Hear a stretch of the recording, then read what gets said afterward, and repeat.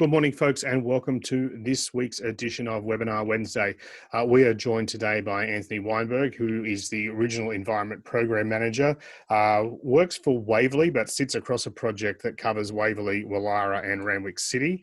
He's here to chat to us today about the award-winning program that these three councils have put together to set up an electric vehicle charging network across the eastern suburbs of metropolitan Sydney. Without any further gibberish from me, Anthony, I will hand over to you, although I've forgotten one thing, which I always forget when I do the intros. Please, if you have any questions or comments or anything you want to discuss with Anthony during the course of the presentation, hang on to them till the end. We'll have a little Q&A time towards the end of the presentation. Pop them in the chat if you think you're going to forget them and you just want to drop some notes in there and we can chat about them at the end. That'd be great. Anyway, that's enough from me. Anthony, I'll hand over to you. It's all yours. Welcome. Thank you very much. Thanks, Aaron, and big thank you for local government professionals and for the award that we won, which is pretty amazing. Great recognition for the program and for the team and all the hard work of the people involved. I know Nicola Soltman's here today listening in, and she's responsible for a lot of the success of the program, and so is a lot of other people in the council. So we've got about 45 minutes. I'm aiming to do a presentation for about half an hour and have about 15 minutes for questions. But to not to dwell on my love of EVs or the great uptake of EVs, that the motoring transformation that's going to be happening, but just to give you guys a bit of background, we are really at the beginning of a motoring transformation in Australia. Bloomberg New Energy Finance predicted that EVs will account for 57% of all new car sales by 2040. And there's a major shift also in ownership of EVs. They're becoming more affordable, and the eastern suburbs is really predicted to be a hotspot for EV uptake. So as council, we really feel that our goal is to be in step with, if not ahead of the market, to help sort of facilitate the adoption of EVs and bring about market transformation. So just to give you guys a bit of background, our project sort of really begins with our strategic document, which is called the Eastern Suburbs Low Carbon Future Plan. And it was a document we worked on back in sort of 2015-16 to look at how we're going to reduce our emissions across the eastern suburbs, and it sort of solidified the joint commitment of our three councils to finding ways to reduce emissions for our community. It's not about our council operations. It's about helping our community reach an emissions target, which would be in line with the 2-degree warming or less. And also trying to foster some of these innovative smart city solutions that we hear about so often. And I guess one of the key things in the analysis was we looked at emissions per person by suburb, which is this sort of graph on the first graph you see, and broke down the eastern suburbs. And we looked at where the emissions were highest. And they're really, one thing really stood out is we did some further analysis. We looked at car use per person. So we found that there was a really strong correlation between the amount that a person would use their car, which relates to transport accessibilities, and their emissions. And so one of the 6 key recommendations was for council to really have a role in encouraging the uptake of EVs. The report also told us, and this correlates well with data that comes out of the Australian government, that transport is about 22% of our emissions in the area. We sort of know as the grid gets greener, more renewables are going to be coming online, and the electricity that comes out of your power point naturally is going to become less polluting and less greenhouse intensive over time. At the moment, we're hitting around 20%, and by 2030, that might be up around 50%, hopefully, with a lot of these renewable energy zones coming online. So councils are really looking to shift their focus away from the traditional electricity use to looking at transport, which is sort of the next hanging fruit on the tree that we need to address. So what we sort of did quite early on was we tried to work out with our residents, what they knew about EVs and how we could help them. And we put together a survey that went out to 406 people who responded to better understand their attitudes and barriers to EVs, And then we followed it up with some in-depth phone interviews of people who had a lot to say. But the headline results were really that a lot of people wanted to purchase EVs if there was greater availability of charging stations, 78%, in fact. And then we asked them about what the barriers were, and they gave us the top one was lack of availability of charging stations. So people really saw it as something they thought was important not to get stranded. It helped them overcome range anxiety, which is the fear of running out of charge. They may not have charging at their home, with 65% of the eastern suburbs living in apartments, and a high proportion of those people are renting, and limited off-street parking. It sort of made sense that charging station availability in the public domain, whether that be purely in the public domain or whether it be in shopping centres and car parks and club car parks, was going to be a major issue. The other barriers were obviously price and limited range of EVs. So as council, we can't really do anything about the price of a car.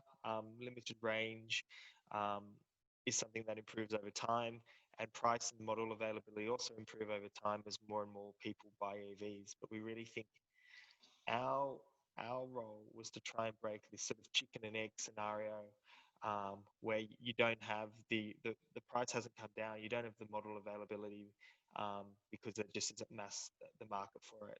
And if we can sort of find a way to sort of break this cycle, it's going to really sort of um, spur on greater EV uptake, because the market will sort of take over, and really council sees its role as trying to overcome some of those tricky barriers um, that that occur early on in a project life cycle.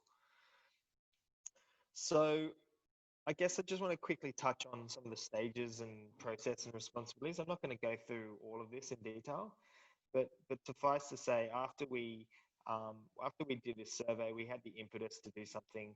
We did a whole bunch of stakeholder analysis and mapping, where we had to gauge internal and external stakeholders, their level of interest, knowledge, and potential contributions. And EVs is something that touches on in a council. It touches on about 4 areas, fairly equally, that being sort of asset management, strategic transport, environment, um, and like roads and parking. And all of those became sort of key internal stakeholders. And then we had a whole bunch of external stakeholders, that we needed to consult with. One of them being RMS. At the time when we came up with the idea of even installing EV charging stations, there was no EV parking signs, so no signs that you could put up that were issued by RMS, for parking restrictions for EV only. So we actually identified that as a key barrier, and pushed and did a bit of an advocacy campaign around the need for that. And they've been released since 2018, and um, we've been following up with them, and there's a whole new raft of signs coming out, which not only sort of help restrict parking for EVs only, but sort of limit time as well. So yeah, stakeholder analysis, I think, was probably one of the key steps in getting everyone on board. We even involved a group called Climate Kick, and we did a cool thing called a climathon with Energy Lab and UTS, where we had some really smart sort of young university students on how to get EV uptake in our community. And they do an exercise over 24 hours. They don't sleep very much, and they have to pitch all these possible ideas and solutions to a panel, and the best idea gets support and funding. And out of that actually came a major EV company called Everty, who has launched on the Australian market, and is pretty much one of the top 2 monitoring and reporting providers. So we gave them our data and our problem, and they really helped us as well. Probably the other main thing I should just talk about in this early stage was we also collaborated with the University of Sydney master's student, and she gave us a great literature review of EV trials around the world, and that helped us inform our design. And really, her take-home results was go public, even though it's harder, go really visible, and go public and go on street. So and do level 2 and get something out there early for those early adopters who can are going to be wanting to buy EVs but don't have access to off-street parking. So the next stage of the process was screening and site selection. This was a really involved process because it involved what I call it's called commonly a multi-criteria analysis exercise, where we had a long list of sites. We had a whole bunch of criteria, and we scored different sites based on safety, access, desirability, support by the business community, and then some of the key must-have attributes like access to electrical supply, ability to have 90-degree parking. So it's not good to have an EV site where you do your normal parallel parking. It's much better to have it as sort of perpendicular 90-degree parking, just for ease of having cords running over footpaths. And also different EV models have their charging ports on different sides of their car. So this took us from about 22 sites down to a short list of 9 sites, and even then we screened it down further and ended up picking 8 sites, which 6 of which we're currently have installed, and 2 more are on their way. The next stage in the process is hardware selection. This hardware and software came out of a tender that we ran. We ran it as a sort of a 2-stage tender. The first was an EOI, just to work out who actually can offer a complete service for council. Because as council, you don't just want to buy the hardware, you want to buy the software that runs the platform and does all the monitoring. You want to buy the reporting, obviously the reporting, the maintenance, that whole EV charging as a service, because if something breaks down or goes wrong, you as council don't want to be the one that gets a phone call. You want to outsource that essentially, and someone to operate and maintain your chargers in an efficient way. And at the time of going out, we weren't really sure if someone could do all of this. And then we got probably the top 3 EV, we shortlisted the top 3 EV charging providers and took them to a tender.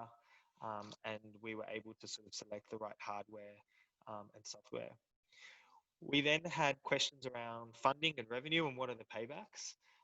Luckily, we were able to really keep the costs down, and I'll talk a bit about this later, but keep the costs down of our EV chargers, and that meant we could really pitch it as a trial to inform our latest strategy, because we weren't really sure how much revenue we were going to get. And even to this day, after they've been operating for a year, we would tell you that the payback on an EV charger is a long time. You're not doing it for the revenue.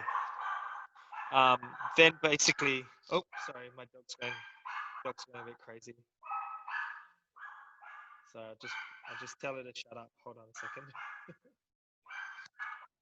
Ruby! Sorry. We were there at the installation, and there's about 4 contractors involved in the installation. So someone who did the electrical work, someone who installed the actual charger, another line marker who did sort of the stenciling, another civil contractor who did all the sort of the bollards and the wheel stops and all the signage and signposts, and then another contractor that sort of wrapped our EV chargers with this vinyl wrap, which had our sort of logo and name on it. And then it's been pretty much the last, they were installed in June 2019, and we've been in an operational phase since then. So we have the odd issue in terms of maintenance and repairs, but we basically, it's pretty smooth sailing, and we get lots of great data on our EV usage, which I'll show you now. So what have we really done? We've got 8 EV chargers going to be installed. We were the first councils in Sydney and in New South Wales to establish like a public on-street EV charging network for residents and visitors. 6 have gone in, another 2 are due in the next couple of months. There's been a couple of delays with them, but the idea was to have them as destination charging. So they've gone in at key destination hotspots, which gives our our residents confidence to buy and use an EV, knowing that they won't be left stranded without charge. Um, so I'll go through some of these sites individually, and I'll show you what they look like. This is our Bondi Beach site, which is pretty amazing location. We're right on the beach on Queen Elizabeth Drive. We had Dr. Gunsberg, who's people might know as the host of The Bachelor and amongst other things, but he's actually a mad EV enthusiast as well. He's been owning EVs for the last 8 years, and he's had over 3 models of Nissan Leaf. I think he's an ambassador for them as well. And here he is in the middle of an East Coast low, pouring rain, showing you that it's very safe to operate an EV charger and three-phase power, that you got nothing to worry about. Um, so we've got 2 spots down there, and this is probably our most popular site that we're going to look to expand um, and have multiple chargers down here. We've got one very similar at Coogee, which is not right on the beach, but one street back, and another really good location. Once again, probably uh, one Randwick in a sort of the back of a shopping centre, which is at the back of Royal Randwick. You can sort of see a bit more of the EV infrastructure here. We've got bollards sort of protecting the charging cars. We've got sort of EV parking, EV electric vehicle only while charging signage, and just trying to make it really clear. We're trying to make it very uncluttered, and we didn't go for sort of a green environmental feel. We went for a street infrastructure feel. The chargers are pretty fine. There, you can sort of see they've got 2 ports on either side. These 2 green sort of hatches, 2 cars can charge once, and it's all operated off the Charge Fox platform, which is an app that you get on your phone, and you can log in and operate the charger, get billed, um, you know, check the status of your charging, look for locations, make sure they're available, or if they're out of order or occupied, you can check all of that in before you come down. So it's a great little platform. I'll show you a little bit of that later as well. Here's our third most popular one. They do the unit we installed was called a Schneider, done by Schneider. It's called EV Link, and here's an example of a wall-mounted one which we did, and really once again fits in really well with the sort of the amenity and the, the style, I guess, the aesthetics of the shopping centre. Um, and it's in a good location mounted on a structural beam supporting the roof. And you can see here the decals that we put on to make it really clear that EVs are the only ones that are allowed there. You do get the odd non-EV car parking there, and that's good. Getting iced because it's an internal combustion engine, ICE. So when your EV charger gets iced, you get a lot of complaints and nobody's very happy. Here's a really cool one which we put in at the Randwick Community Centre. So this is an environmental park down in Randwick. Wind turbine in the background, solar. I'll see if this works. You can see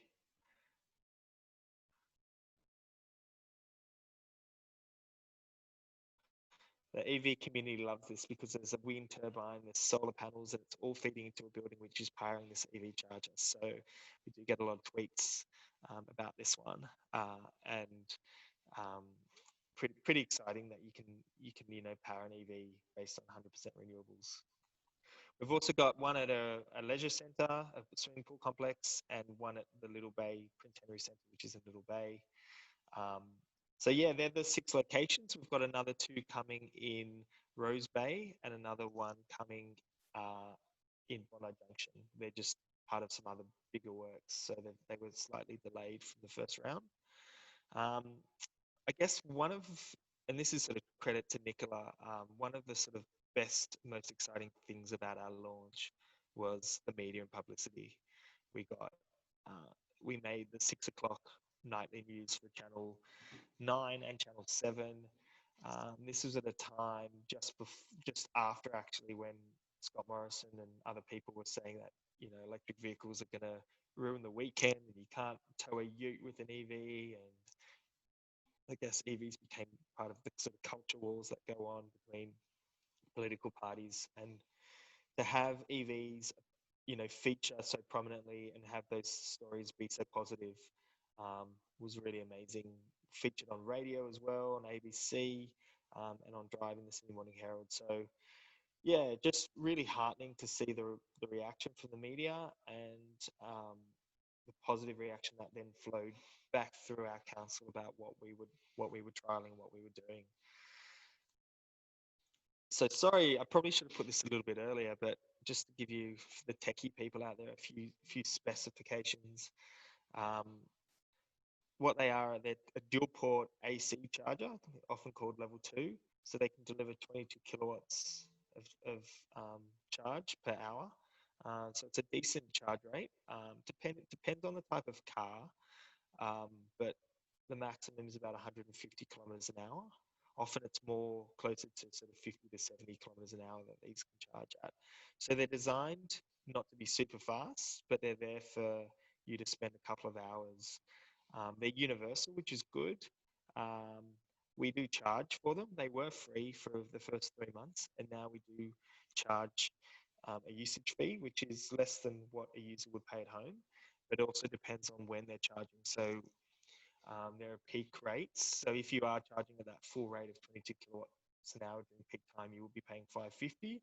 But if you can only take a 7 kilowatt charge rate, or even I think some of the older cars can only take 3.6 kilowatts, and you're doing that sort of between 10 p.m. and 7 a.m., then you'll only have to pay about 60 cents an hour. So they're powered by green power, 100% renewable energy. And here's just sort of an example of where it sort of fits into the charging sort of spectrum. I guess there's been a bit of a move towards DC charging, and these units are completely upgradable to DC charging. We've got like a 50 kilowatt supply coming into them, so we could make a move in that direction. At the time of installing these, these chargers costed, you know, fully installed around $15,000 each. Of that cost, approximately 2/3 of it would be sort of civil and electrical connection costs, and the charges themselves were only around $4,000. So we really had a tight budget to do this project on. A level 3 DC charger costs around $40,000 just for the unit. So fully installed would be, you know, probably 60 plus. So we really had to make a call of, you know, do we want 1 or 2 chargers or do we want 8? Was sort of the decision making at the time. Give you a look of what our real-time monitoring platform looks like. This is the ChargeFox dashboard. So ChargeFox and JetCharge are sort of partner organizations. I get to see these little lightning bolts, which show you each of your chargers, and you can see for each charger there's 2 ports, and they each have a station number. You can see if they're available or occupied, and then there's a whole bunch of metrics on the right-hand side of how many sessions have occurred and how much electricity has been used and how much revenue you've generated, as well as cost. You can download this data in a usage report, produce graphs, and there's a whole bunch of insights that occur on this platform. It also does sort of fault detection. You can look at the sort of error codes, and if there are issues, you can see it straight away. Pretty useful to be able to report on our EV charging stations. Here's some of the results. Sorry, just waiting for the end of the financial year to update these, and haven't quite got the new ones out, but you very much get the sense of which the busiest ones are. Bondi Beach, Coogee, the beachside ones. Prior to summer, it was Kiora Place, the shopping centre in Double Bay, but with summer, I think the Rockstar parking that you get from driving an EV down to the beach and being able to charge and park very close just made the offering too compelling for a lot of people. You can sort of see here the growth. We had sort of a couple of months prior to the couple of months of free charging, and then by August we we were making people pay, but by October, the numbers of charging sessions was right up there at record highs, and I can tell you that continued right until March, where we were getting sort of 80 to 90 charging sessions per month, and even with COVID, it's dropped about 2/3, but still really great usage. And I sort of put this down to not lots of new EV models now being on the market with the Hyundai Kona, Ioniq, the new Nissan Leaf, the new Tesla 3 tend to be the major vehicles that use them, major types of vehicles. We also did a bit of analysis of where the drivers who are using our vehicles are coming from, and interestingly enough, like the number one postcode is 2015, which is the City of Sydney postcode. So it's showing there's quite a lot of demand. The first circle is all the City of Sydney postcodes, so we are getting a few people from neighbouring local government areas. The second big circle, sort of from 2024 to 2035, are all the eastern suburbs postcodes.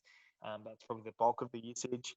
And then you've got this long tail, which shows EV users really coming from all over the place, and makes the case for EV tourism, and bringing drivers to our local government areas from other places.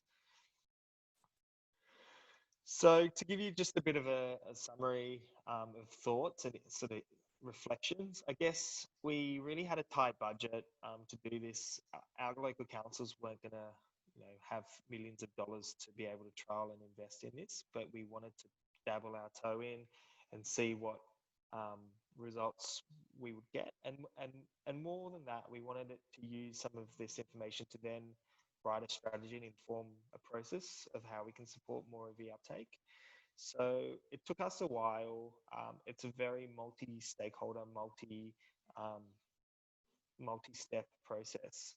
So it did take a couple of years, and a lot of that was identifying sites that people were happy with. They weren't. Some of our sites we wanted prominent but not premium sites, if that makes sense. So they need to be close to things and amenities, but they can't be, the 4 sites that are outside of the only 4 sites that are right outside the sort of business shopping area, because a lot of our local businesses felt that might impede a lot of their customers. I've talked about signage from RMS. We didn't get a lot of support from the New South Wales government, but that, I think they've really, with Matt Keane as Environment Minister, and some of the funding that's come out of the Net Zero plan, and working groups that have been established around EV charging, that's really changed in the last 6 months. But we did get a lot of support from other councils, NRMA and Energy Lab.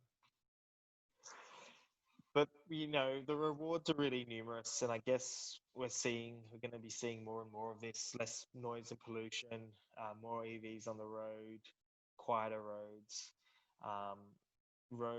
EVs that can charge on with 100% renewables, a transition to a new way of motoring, which has autonomous vehicles as part of the mix, and car sharing hopefully as well. We have seen a lot of evidence for tourism, of people coming from regional areas, and really, our goal is to transform this market. We're not interested in, I guess, in operating an EV network long term. We just really want to help get this critical mass of EVs on the road and into circulation, and a range of market opportunities will then be established, so the private sector can take over in regards to charging, mobility, and ride and car sharing. Just chuck this slide in here really quickly, sort of a bit last minute, just to show you what our current focus is in. We don't have, the site in Bondi Beach needs more sites. You can see here, we've got an EV charging there, and someone else has parked in the other spot. So we've got another user parking a bit shonkily to try and use this charger. So we're going to be increasing the numbers of chargers in some of these sites that we've already got. And then we're walking around the streets during COVID, taking photos of how some of our areas where cables are being run across footpaths or stringed across trees to be able to charge their car. And so we Our latest focus is really trying to get more chargers out there and to partner with different providers and energy companies to be able to do that. So couple of other things that are really a strong focus for us is EV charging in apartments. We did a webinar with 3 industry experts, and that's up online. I'm happy to circulate the link at the end of this, but really great resource for people who want to understand how to get their apartments EV ready, um, and outlined a real sort of 3-stage process of what you can do for the first couple of EVs, how you sort of start preparing for, a few more, and then how you really future-proof yourself, long term for, 30-40% of people owning EVs. So a really good, simple, pragmatic staged approach. As I said, we've got 2 more installations to go ahead. We're part of a group called Charge Together, which looks at fleet and car share EVs, and our fleet managers are part of that, and how they can transition fleets over, and a whole bunch of sort of industry people there sharing their knowledge, and also having tools that look at life cycle ownership of EVs and how it compares to ICE cars, and just getting them thinking, as fleet managers do all the time, what does my composition of fleet need and car share need to look like in 3 years' time? Because in that time, the business case for EV is going to be greatly improved, and there's probably going to be life cycle cost parity for EV ownership. We do work with a few clubs and shopping centres, and we've supported them to install EV charging. There's one in a car park in Randwick, which we've helped out next to the cinema there. In 2 of our councils, soon to be 3, we've introduced new planning requirements for new apartment developments, where they need to have a level 2 charger for visitors, but also they need to install the electrical circuitry in the basement or in the car parks for 20 or 30% of lot owners to be able to charge at, have a 15 amp connection, and to be able to charge at any one time. So we want to make sure the infrastructure is built in these buildings when they're being built, so it's much cheaper, and that will help to future-proof these new developments. And yeah, we're putting together our strategy for the eastern suburbs on EV charging. Is something we're going to be doing in the second half of this year. Thanks, everyone. Happy to answer any specific questions you've got, and yeah, really appreciate you guys are taking the time to listen today. That was excellent, Anthony. Thanks so much. I think there's a lot that can be learned there, like certainly for councils that are, close geographically, but also there's definitely stuff there that I think even, more regional and rural councils can learn in terms of how, Randwick, Waverley and Woollahra have rolled this model out. I've got a couple of questions for you. You mentioned that with the chargers, you all went for like a street infrastructure look for the chargers instead of like a more kind of green or sustainable branding. Was that sort of about normalizing the placement of and the appearance of the charging stations, so people are just like, oh yeah, okay, this is just another piece of infrastructure, as opposed to, really screaming out that it's about sustainability and reusable energy and a really kind of a green initiative? Was that sort of part of your decision making? Yeah, you pretty much hit the nail on the head. That was exactly what we were thinking. We wanted to match into the streetscape, be part of the street infrastructure, and not be this environmental or green initiative necessarily. Because for some people, driving an EV is just, they love driving a great performing car, and it doesn't need to be associated with any sort of political or belief system or attitude or anything. It just needs to be there. And it was a big part of our branding. We wanted to look innovative, I guess, as well. So that it's sort of got this grey but this yellow stripe, and look a bit futuristic or innovative and smart cities, to give that sort of vibe. I think we got most of the way there. the problem, I guess, I sort of mentioned DC charging previously, and one of the problems we had with the DC models that were available on the market, these are the level 3 faster chargers, was just how big they are. Like when you see a Tesla supercharger or a tritium charger in real life, they're like a 2 meter high, box, 1 meter wide sort of thing. And they all have tethered leads as well. So cables, basically like a lead that you plug in that you reattach, almost like a petrol bowser.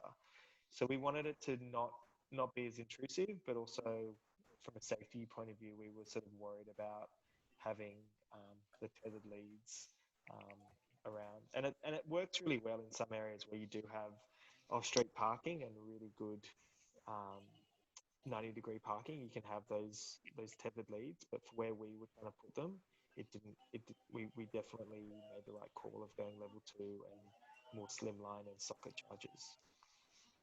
Yeah, I think you're right. Like those Tesla chargers in particular are enormous and stand out a mile off. Like I think, if my memory serves, there's a big Shell complex in Gundagai that has like a huge, I think it must have like 20 or more Tesla chargers out towards the back of the service station, and you can see it from the highway, which is great because it's obvious, but also you probably don't necessarily need that kind of obvious infrastructure, like you were saying. You just want it to be part of the streetscape, as opposed to And what looks good in a petrol station versus what looks good on the street where people are pushing prams and kids are running around. Two different things. So we have to be really mindful of that. True. Another thing I wanted to ask was, you kind of touched on a little bit with talking about sort of some of the statements that came from some of our members of the federal government, and talking about how sometimes icing happens. And I know that in some markets there's been some issues with coordinated icing where like people very deliberately park internal combustion cars in EV charging stations.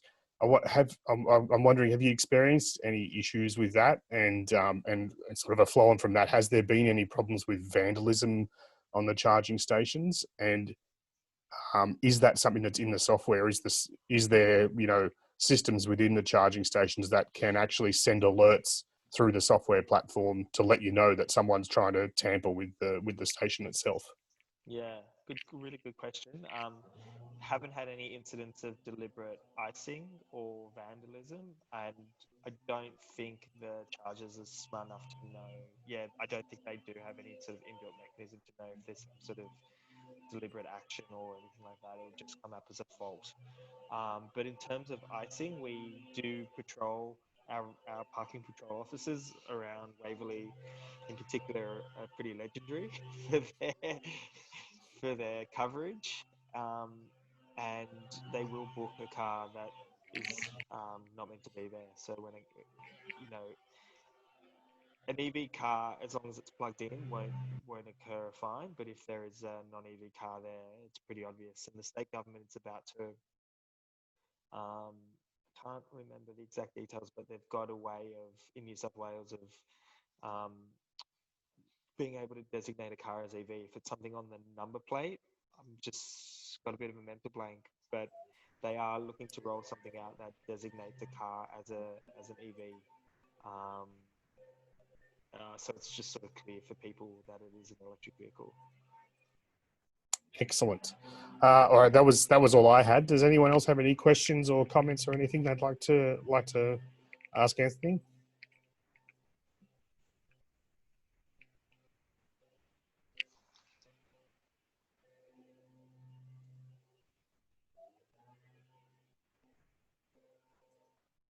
Well, I will take that as a thank you. We covered everything.